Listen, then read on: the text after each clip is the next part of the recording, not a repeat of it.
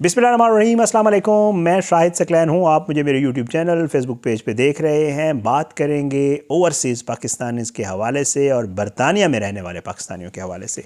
एक पाकिस्तानी जो visit visa पे बरतानिया गया, बरतानिया जाके उसने जब उसका विज़िट वीज़ा ख़त्म हुआ, उसने ओवरस्टे किया। ओवरस्टे करने के बाद 1 साल उसने ओवरस्टे किया और उसके बाद उसने एक ऐसा हैरान कुन तरीक़ाकार अख्तियार किया जिसका अब बाकायदा एक एप्लीकेशन गई है अदालत में, और प्रोसिक्यूशन ने जब उसकी डिटेल खोली है और अदालत में जो चीज़ें सामने रखी हैं वो बड़ी हैरान कुन है।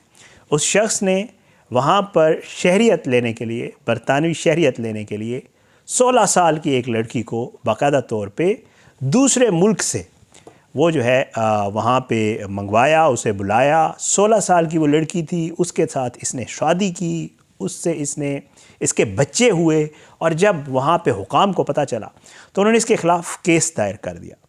केस चला, इसको डिपोर्ट कर दिया गया और डिपोर्ट होकर ये पाकिस्तान आया।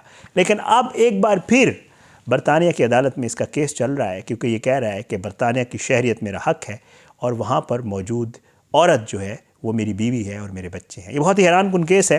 बरतानवी मीडिया इसको बड़े ज़बरदस्त तरीके से कवर कर रहा है। आज ही इस वीडियो में इसकी इनिशियल जो डिटेल मेरे पास है वो आपके साथ शेयर करेंगे, और बाकी इसके ऊपर जो डेवलपमेंट्स आती रहेंगी कोशिश करेंगे वो आपके साथ शेयर करेंगे। 48 साल पाकिस्तानी है जी, नाम नासिर खलील है। ये पाकिस्तान से बरतानिया जाता है, जैसे मैं आपको पहले जो है बता चुका हूँ। सन 2012 में ये विज़िट वीज़ा लेता है। अमूमन आपको पता है पाकिस्तानियों का ये तरीक़ाकार होता था पहले। अब तो खैर वहाँ पे इमिग्रेशन और इमिग्रेंट्स और मामलात, जब से कियर स्टारमर की हुकूमत आई है तब से बड़ी सख्तियाँ हो गई हैं, और अब तो बाकायदा तौर पे वो लोग जिनके पास इवन शहरियत भी है उनके हवाले से भी जो जिनके पास वीज़ाज़ हैं, चाहे वो स्टडी हो, टूर हो, वर्क वीज़ा हो, ILR का मामला चल रहा है, तो जितने भी मामलात हैं उनके ऊपर बड़ी सख्ती हो गई है। लेकिन पहले ये होता था, लोग विज़िट वीज़ा पे जाते थे, स्लिप हो जाते थे, फिर उसके बाद ओवर स्टे करते थे, उसके बाद असैलम अप्लाई कर लेते थे, बहुत कुछ होता था।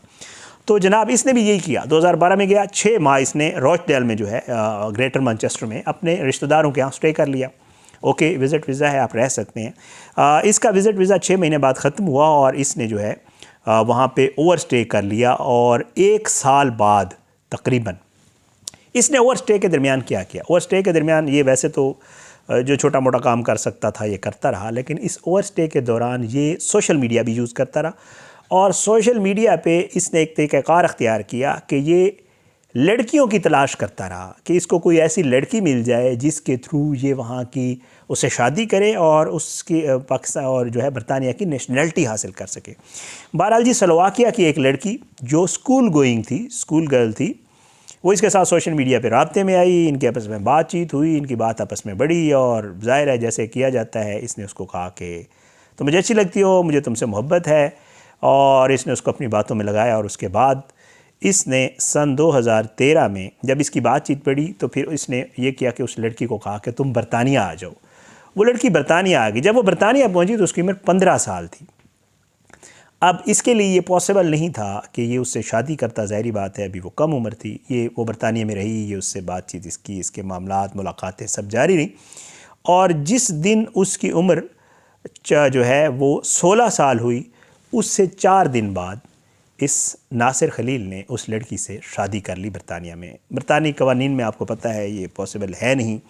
बहरहाल इस लड़की के साथ इसने शादी की, और हुकाम को जो है इस हवाले से पता चल गया कि जी इस तरह एक शादी हुई है। एक शख्स है जो बड़ी उम्र का है, उसने 16 साल की लड़की से शादी की, और लड़की भी जो है वो स्लोवाकिया से आई हुई है। उन्होंने इसके ख़िलाफ़ केस दायर कर दिया, नासिर खलील के ख़िलाफ़, और ये केस चलना शुरू हो गया। उसके बाद ये हुआ कि उस केस की जब ट्रायल चला तो जो प्रोसिक्यूशन की तरफ से केस पेश किया गया उसमें यह बताया गया कि इस शख्स ने बाकायदा तौर पे इस लड़की को, जैसे कहते हैं ना कि हम बाय पोस्ट किसी चीज़ को मंगवाते हैं, तो एक चीज़ वहाँ पे जो बड़ी चल रही है मीडिया में कि इसने उस लड़की को समझे बाय पोस्ट मंगवाया है। इसने उसको जैसे आप ख़त मंगवाते हैं उस तरह उस लड़की को जो है वो दूसरे मुल्क से मंगवाया है, और स्पेशली इस पर्पज़ के लिए मंगवाया है कि ये उससे शादी करेगा। और साथ में प्रोसिक्यूशन ने यह भी बताया कि जी जिस वक्त वो लड़की आई, और इवन जब वो निकाह के लिए जा रही थी, तो उसको ये पता नहीं था कि उसकी शादी होने जा रही है। उस ट्रायल में ये भी बताया गया कि वो लड़की क्योंकि मुस्लिम नहीं थी, उसको मुस्लिम किया गया था, तो उसको ये जो निकाह की एक रस्म होती है जो मुसलमानों की होती है, उसको इसके हवाले से भी कोई ज़्यादा इल्म नहीं था कि ये होता क्या है। और ये भी बताया गया कि जी शायद वो अपनी शादी से भी बेखबर थी कि उसकी इसके साथ शादी होने वाली है। बहरहाल जब ये केस चला तो उसके बाद जी इस शख्स को इसके ख़िलाफ़ जो है इसका फ़ैसला आ गया और इस शख्स को जेल हो गई। और जब जेल हुई तो इस केस में ये किया गया कि जी इसको डिपोर्ट किया जाना है पाकिस्तान। जनाब इसका वहाँ से जेल से ज़मानत पर रिहा हुआ, कुछ अर्सा ये वहीं पे मौजूद रहा, लेकिन इस दौरान ये उस लड़की के साथ ही रहता रहा, चलो वाक़या की जो लड़की थी। अच्छा ये केस लड़ता रहा, लेकिन ज़ाहिर बात है वहाँ पे ये नाकाम हुआ, तो बिल आखिर इसको 2019 में डिपोर्ट कर दिया गया और ये पाकिस्तान आ गया।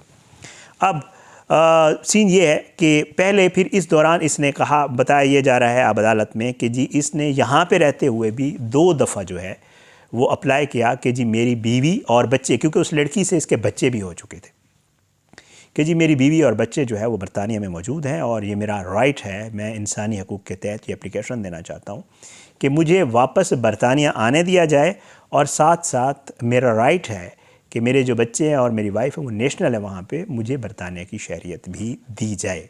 लेकिन दोनों बार बताया जाता है कि इसकी ये जो दरख्वास्तें हैं ये दोनों बार रिजेक्ट हुई, इसको कामयाबी नहीं हुई।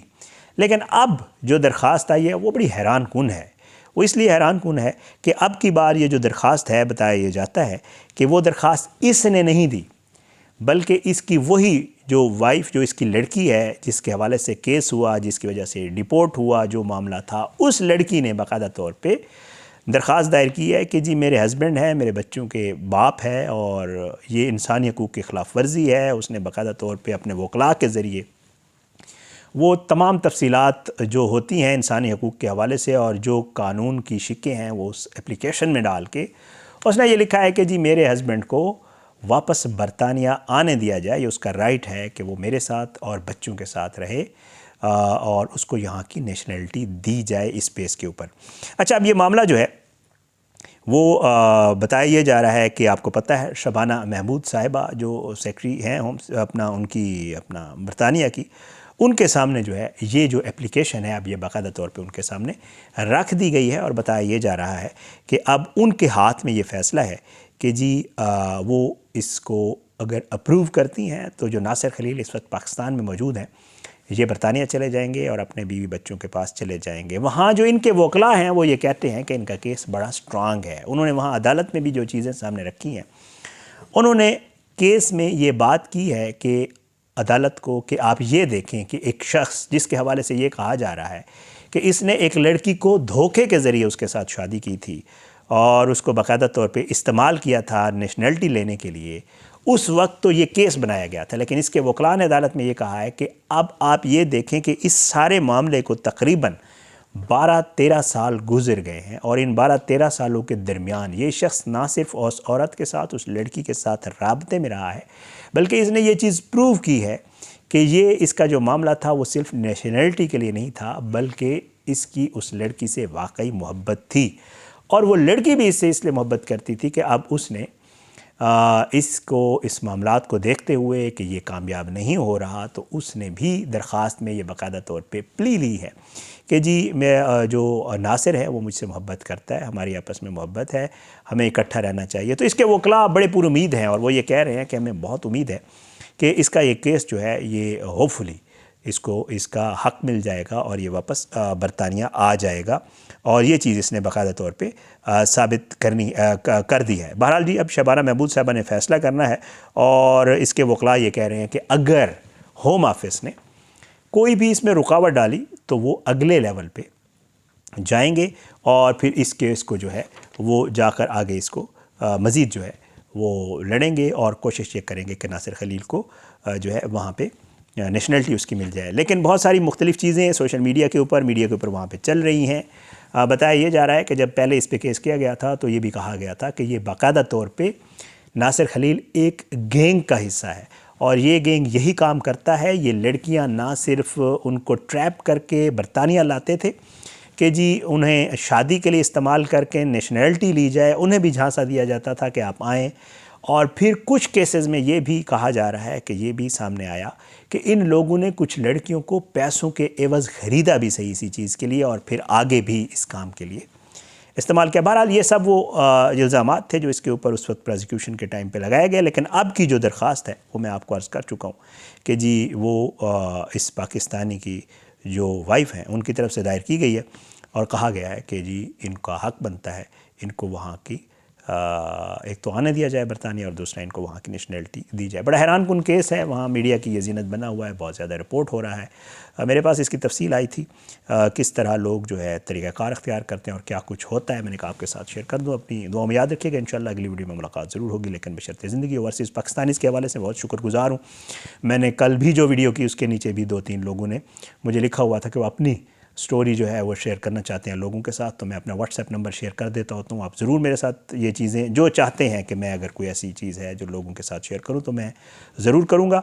आपसे भी दरख्वास्त है कि अगर आप चाहते हैं कि कोई ऐसी चीज़ जो आपके साथ हुई है, आपके किसी जानने वाले के साथ हुई है, कोई ऐसी चीज़ है जो आप चाहते हैं कि आपके साथ तो हो चुका है लेकिन कोई दूसरा उसका निशाना ना बने, तो मेरे साथ ज़रूर शेयर किया करें और मैं इंशाल्लाह लोगों तक ज़रूर पहुँचाऊँगा अपने प्लेटफॉर्म से। तो मोस्ट वेलकम जी। मुझसे आप किसी भी वक्त रब्ता कर सकते हैं मेरे सोशल मीडिया प्लेटफॉर्म्स के ऊपर। मैं कोशिश करता हूँ मैसेजेस के, कमेंट्स के रिप्लाई करता हूँ। व्हाट्सएप नंबर भी मेरा जो है, जो लोग कमेंट्स में मांग रहे होते हैं मैं उनको दे रहा होता हूँ, तो आप मुझे व्हाट्सएप पे मैसेज भी कर सकते हैं। अपनी दुआ में याद रखिएगा, इंशाल्लाह इस तरह मज़ीद मामलात के ऊपर बात होती रहेगी। इजाज़त दें। पाकिस्तान जिंदाबाद। अल्लाह हाफ़िज़।